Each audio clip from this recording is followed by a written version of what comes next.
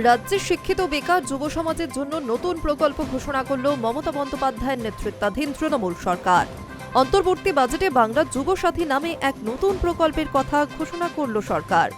এই প্রকল্পের অধীনে মাসে ১,৫০০ টাকা করে আর্থিক সাহায্য মিলবে। কর্মসংস্থান না হওয়া পর্যন্ত সর্বাধিক ৫ বছর এই সুবিধা পাওয়া যাবে। চলতি বছর ১৫ই আগস্ট থেকে এই প্রকল্প শুরু হবে। বেকার যুবকদের জন্য বাংলা যুব সাথী প্রকল্পের ঘোষণা করা হয়েছে।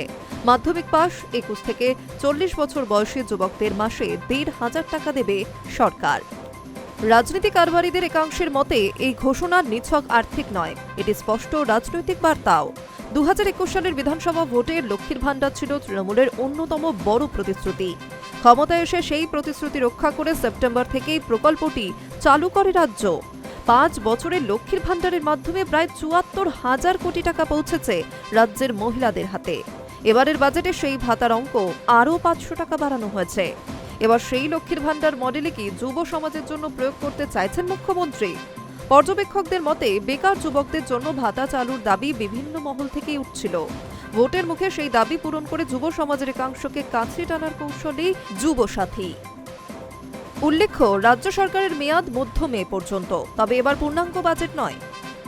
বৃহস্পতিবার ভোট অন অ্যাকাউন্ট পেশ করেন অর্থ প্রতিমন্ত্রী চন্দ্রিমা ভট্টাচার্য।